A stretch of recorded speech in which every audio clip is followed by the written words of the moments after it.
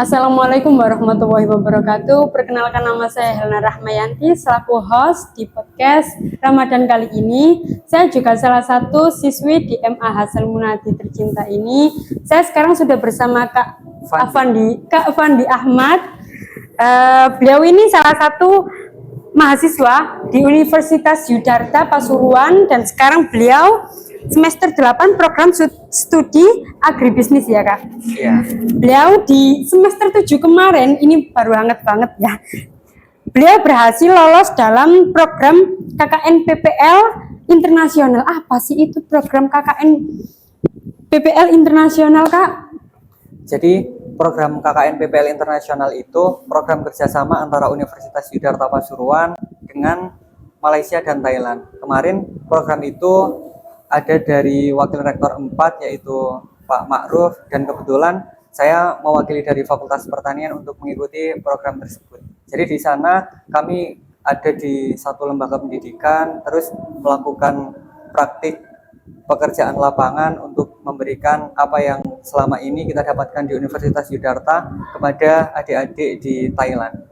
Wow, ngomong-ngomong soal KKN dan PPL, bisa diceritakan kah sedikit tentang diri jenengan dan aktivitas yang sedang jenengan jalani di akhir-akhir ini?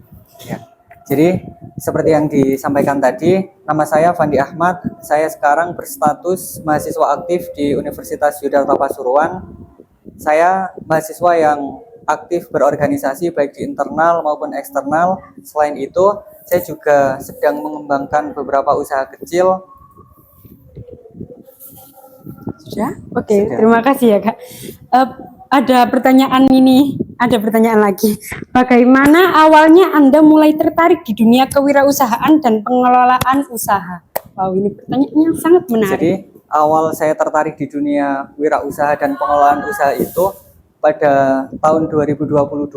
Jadi waktu itu kebetulan saya waktu MA lulusan COVID-19 ya. Jadi proses pembelajaran dilakukan secara online. Di sela-sela waktu luang itu saya menggunakan waktu sambil menunggu untuk wisuda, saya bekerja sebagai kurir di Antaraja. Nah, ada satu momen ketika saya berhenti setelah semua barang dikirim. Wah, kenapa ya kok saya sebagai karyawan dari Antaraja, dari ekspedisi ini bekerja mulai pagi sampai larut malam, sedangkan pemiliknya nggak sesulit ini, nggak bekerja sekeras ini, tapi hasilnya dapat lebih banyak. Artinya dia menggunakan cara bekerjanya beliau itu berbeda dengan cara bekerja saya. Kalau saya hanya memakai otot, kalau beliau mungkin memakai otak ya. Akhirnya sepertinya saya perlu melakukan hal yang dilakukan oleh beliau juga. Dan dari situ mulai tertarik gimana sih cara mendirikan sebuah usaha. Oh, ternyata mendirikan sebuah usaha ini menarik juga. Kita itu dalam berwirausaha bagi saya seperti menjadi seorang politisi ya. Jadi berwirausaha ini dalam pengambilan keputusannya kita ini mempertimbangkan beberapa orang yang ada di bawah kita, dan pelajaran yang saya dapatkan dari seorang pengusaha atau seorang politisi bahwa dua hal itu adalah sebuah alat kebermanfaatan yang lebih luas. Langsung geser ya. Saat ini Anda menjalankan UMKM sekaligus bekerja sebagai field assistant di bidang pertanian ya. Iya. Bagaimana perjalanan sampai bisa berada di dua peran tersebut? Jadi kalau di UMKM saya mulai mendirikan satu yaitu Istana G. Di sana saya menjual berbagai macam gorengan, ada G catering juga. Dan setelah berjalan beberapa waktu, beberapa usaha mulai muncul karena saya lolos program pemerintah. Salah satunya P2MW, program pendanaan mahasiswa wirausaha. Jadi pada waktu itu saya membuat sebuah proposal tentang ekoprint. Jadi batik yang dibuat dari dedaunan kering. Kita memanfaatkan limbah tak terpakai dan ada nilai ekonominya juga.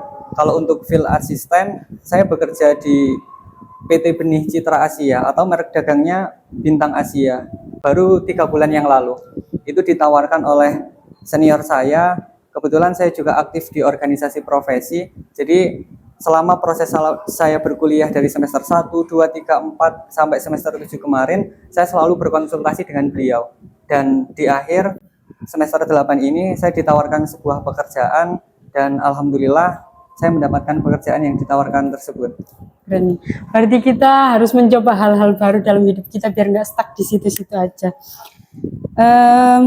Bisa diceritakan UMKM apa yang Anda jalankan dan bagaimana awal mula usaha tersebut berdiri?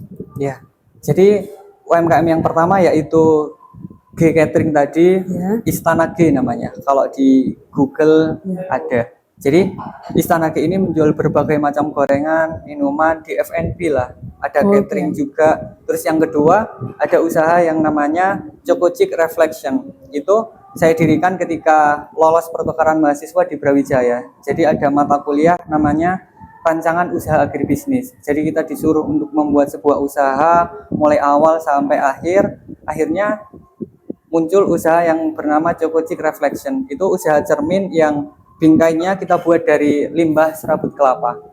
Selanjutnya ada juga yang lolos dari P2MW, batik dari EcoPrint itu tadi.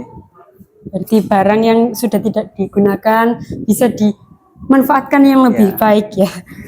Apa tantangan terbesar yang Anda hadapi saat pertama kali mengelola usaha atau rangkaian masalah lah yang jenengan hadapi saat memulai usaha? Kalau tantangan yang saya hadapi bukan tantangan dari eksternal namun tantangan pada internal diri saya sendiri. Saya kemarin sangat sulit konsisten ya orangnya. Jadi labil ya. Iya. Kebiasaan-kebiasaan generasi muda memang kayak kita itu seringkali melihat motivator-motivator di media sosial, cuman untuk pengimplementasiannya kita itu selalu memberi makan kemalasan ya, padahal kita haus kesuksesan. Dan setelah berjalannya waktu, konsisten itu bisa karena mungkin hari ini saya sudah hampir lulus dan ada di masa transisi. Setelah ini lulus kuliah, akhirnya konsennya sudah harus berwirausaha, sudah harus bekerja ke masa depan lah ya intinya. Anda juga bekerja sebagai field assistant di bidang pertanian. Oh ini sudah ya, maaf. Insight apa yang Anda dapatkan dari dunia pertanian yang mungkin tidak banyak diketahui orang lain? Jadi yang saya dapatkan di dunia pertanian itu disampaikan oleh ayah saya. Kebetulan saya berasal dari keluarga yang berusaha tani. Ayah saya, orang tua ayah saya, mbah-mbah saya itu bertani. Jadi saya berasal dari keluarga yang memang latar belakangnya berusaha tani. Beliau menyampaikan bahwa dengan bertani kita itu sudah mendapatkan ilmu yang namanya manajemen. Jadi dalam pertanian ada yang namanya perencanaan, ada yang namanya pengorganisasian, ada pelaksanaan, ada pengawasan. Jadi pandangan tentang pertanian yang mungkin banyak orang memandang bahwa pertanian ini hanya soal menanam, memanen, mencangkul. Kalau kata ayah saya, pertanian itu lebih dari itu. Kalau kita berbicara tentang pertanian, artinya kita sedang berbicara tentang kedaulatan, artinya kita sedang berbicara tentang kemerdekaan kita sebagai bangsa. Akhirnya saya melanjutkan di jenjang yang lebih tinggi di Universitas Yudharta Pasuruan, program studi agribisnis Fakultas Pertanian. Keren, ini wajib dicontoh anak-anak muda zaman sekarang sih. Biar mereka mengedepankan rasa gengsi mereka. Menurut Anda, apa kesalahan yang sering dilakukan oleh pemula saat memulai usaha? Ini banyak banget sih. Kalau pemula biasanya mencoba hal-hal kayak gini, tapi mereka nggak telaten gitu loh. Jadi mereka kayak mungkin jalanku nggak di sini gitu loh. Itu menurut Anda gimana?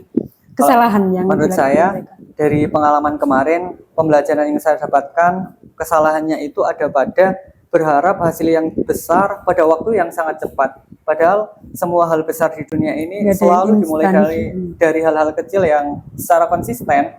Jadi orientasi untuk mendapatkan hal yang besar dalam waktu yang cepat dan singkat kayaknya harus dikesampingkan dulu. Kita nikmati aja prosesnya sambil belajar, sambil mengembangkan seiring berjalannya waktu.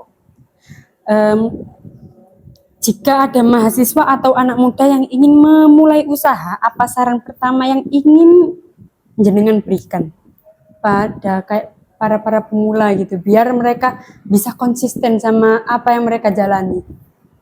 Dulu pada tahun 2023 sebelum mendirikan sebuah warung yang fokusnya di F&B, jadi ada saran yang saya terima dari salah satu senior saya di organisasi yang saya ikuti. Kata beliau, dan mungkin ini bisa juga tepat untuk teman-teman yang mau merintis usaha. Beliau menyampaikan kalau saya mau terjun ke dunia wirausaha, saya harus punya ilmunya dulu. Karena prinsip dalam berwirausaha adalah seberapa besar sebuah perusahaan itu tergantung seberapa banyak ilmu yang dimiliki oleh pemiliknya. Jadi kita belajar dulu, kita punya bekal ilmu pengetahuan yang cukup, baru kita lakukan. Apa harapan Anda setelah audiens mendengar materi atau podcast Ramadan kali ini? Apa harapan jenengan? Saya berharap sahabat-sahabat, teman-teman, generasi muda tidak takut lagi untuk mencoba, tidak takut lagi untuk memulai berwirausaha di usia yang sangat muda. Karena di usia kita yang muda ini, kita punya banyak sekali stok kegagalan yang harus kita coba.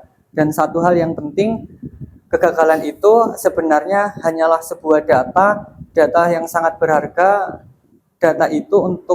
Data itu yang mempengaruhi kita untuk mengambil keputusan di masa yang akan datang. Karena nanti ketika sahabat-sahabat sekalian memulai berwirausaha di usia yang sudah tidak lagi muda, sepertinya untuk mengambil keputusan, untuk mengambil resiko yang tinggi dengan keuntungan yang tinggi, karena hukumnya gitu, high risk maka high return, semakin tinggi resiko semakin tinggi juga keuntungan. Jadi mengambil keputusan yang seperti itu akan sangat sulit karena sudah banyak hal yang dipertimbangkan, anak, istri, dan lain-lain.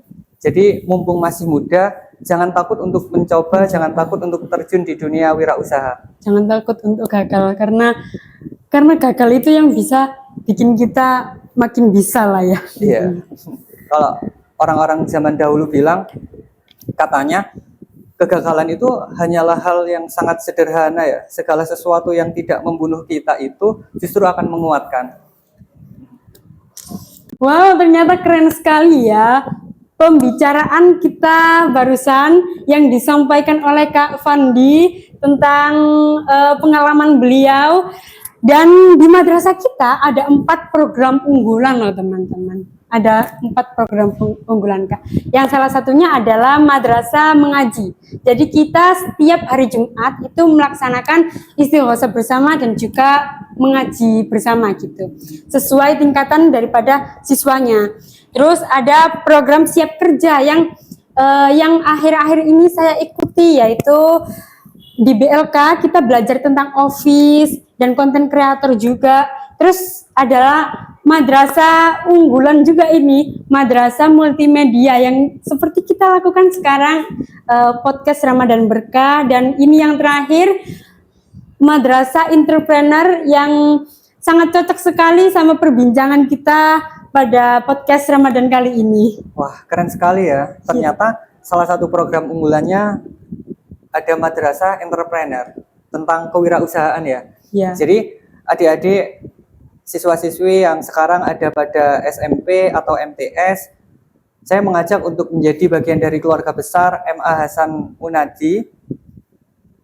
Adik-adik di sini tidak hanya mendapatkan ilmu pengetahuan umum, adik-adik dibekali dengan ilmu kewirausahaan. Dan bagi saya, Madrasah Aliyah Hasan Munadi ini sudah tepat sekali untuk dipilih ketika adik-adik ingin melanjutkan ke jenjang yang lebih tinggi lagi.